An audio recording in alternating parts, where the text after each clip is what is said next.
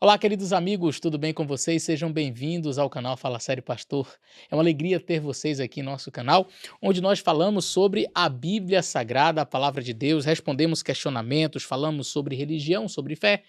E você pode participar, inclusive, aqui no canal, mandando a sua pergunta para o meu Instagram, que está aparecendo aí embaixo. Se você não me segue no Instagram, já aproveita para me seguir. E a pergunta de hoje vem do Mourão. Ele vai falar sobre Apocalipse. Então, fica com a gente até o final, tenho certeza que você vai gostar. Vai ser um vídeo bem curto.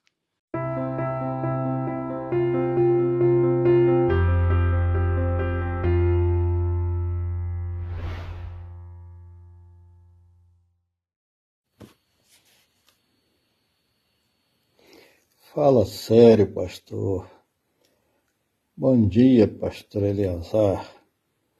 Eu sou o Mourão, falo da cidade de Crucilândia, Minas Gerais. Sou muito fã do seu programa, do programa que o senhor apresenta em seu canal, com certeza inspirado por Deus. E eu gostaria de tirar uma dúvida que eu tenho a respeito de Apocalipse. Capítulo 12, verso 17, na versão João Ferreira de Almeida, revista e atualizada, onde fala que o dragão se pôs em pé na areia do mar. E João Ferreira de Almeida, revista e corrigida, Apocalipse 13:1, fala que foi João que se colocou em pé na areia do mar. Muito obrigado, Mourão, por sua pergunta. É uma pergunta bem interessante. Nós vamos ler Apocalipse capítulo 12. Apocalipse capítulo 12 e o verso 17. Em algumas versões aparece no capítulo 13, verso 1. E aí o texto diz assim: E o dragão irou-se contra a mulher e foi fazer guerra com o restante da sua descendência, da sua semente, os que guardam os mandamentos de Deus e têm o testemunho de Jesus. Algumas versões vão dizer: E pôs-se na areia do mar, uma referência ao dragão. Em outras versões, entra no capítulo 3, verso 1 e diz: E pus-me sobre a areia do mar e vi subir do mar uma besta que tinha 7 cabeças e 10 chifres. Aí a pergunta é: quem pôs-se sobre a areia do mar? Foi João? Ou foi o dragão que pôs-se sobre a areia do mar? Então, se existe as duas possibilidades, é porque existem variantes textuais. O que seria isso? Existem centenas de textos do Novo Testamento, alguns mais antigos, outros mais recentes, mas estima-se que em torno de 5.000 manuscritos do Novo Testamento nós temos, acho que são 5.700 cópias de trechos ou de livros inteiros ou até do próprio do Novo Testamento todo. E o que são as variantes textuais? Dentro desse universo, não é, de manuscritos do Novo Testamento, alguns trazem a expressão "e pus-me sobre a areia do mar" em grego, e outros trazem a expressão "e pôs-se sobre a areia do mar". Como que a gente pode definir qual é o certo, qual não é, qual que está mais condizente com o original e qual não está? Então, você vai ter que fazer um trabalho que nós chamamos de crítica textual. O importante é nós sabermos que outros já fizeram para nós esse trabalho. E dentro do trabalho de crítica textual, avalia-se os manuscritos mais antigos, as cópias que são mais fidedignas, uma série de fatores são levados em consideração. Por exemplo, onde o manuscrito foi escrito. Por exemplo, para você entender, um manuscrito que foi escrito ali na região de Jerusalém, na região da Judéia, ou na região de uma das igrejas cristãs, ele tem um peso maior, por exemplo, que um manuscrito que foi escrito lá em Alexandria, lá num local assim completamente distante da cultura cristã, enfim. Outro detalhe a ser analisado é a distância que esta cópia tem dos originais. Então, por exemplo, você tem um manuscrito do século, sei lá, 9, 10, 11, século 12 depois de Cristo, e você tem uma cópia do século 3 depois de Cristo. Então, essa do século 3 está o quê? 300 anos, 300 e tantos anos do original. Este outro está 1000.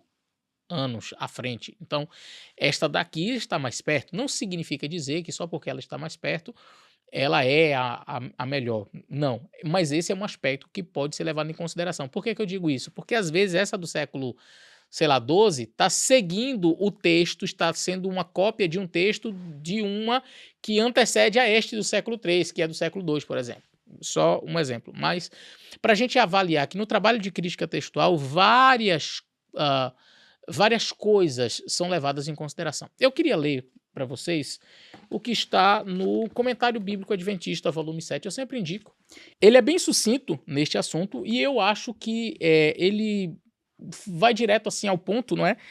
Por isso eu gostaria de compartilhar o que diz aqui o Comentário Bíblico Adventista. De acordo com o Comentário Bíblico Adventista, a tradução pôs em pé é a que melhor se aplica ao texto. E aqui diz assim: o verbo se refere ao dragão que se coloca em pé na praia, aguardando a besta, a quem pretende investir com poder e autoridade. Apocalipse 13, verso 2. Então, se você continuar lendo o capítulo 13, verso 1 e 2, vi subir vi subir do mar uma besta que tinha 7 cabeças, 10 chifres, e sobre os chifres 10 diademas, e sobre as cabeças nome de blasfêmia. E a besta que viera semelhante ao leopardo, e os seus pés como de urso, e sua boca como de leão. E o dragão deu-lhe o seu poder, o seu trono e grande poderio. Que dragão? Aquele que pôs sobre a areia do mar, conforme está no versículo 17. Então, o dragão se põe sobre a areia do mar esperando que a besta venha para que possa dar a ela a autoridade.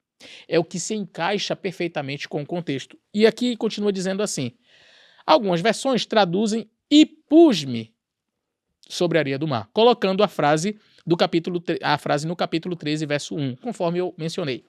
Contudo, evidências textuais favorecem a versão mantida pela Almeida Revista e Atualizada, ou seja, as evidências textuais, os manuscritos mais antigos, no somatório desta análise da crítica textual, a versão que parece estar mais condizente com o original, de fato é esta, e pôs sobre a areia do mar.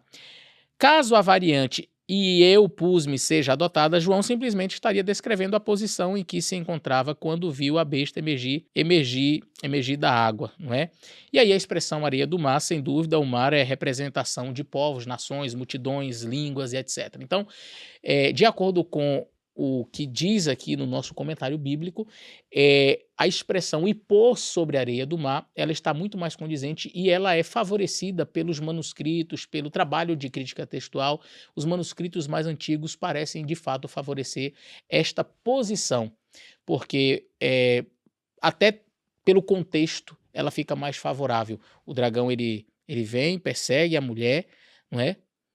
Vai perseguir os descendentes dela, e aí ele se coloca sobre a areia do mar, como que esperando a besta saindo da água. E no verso 2 já diz que ele deu a esta besta que sobe da água grande poder, autoridade, etc, etc.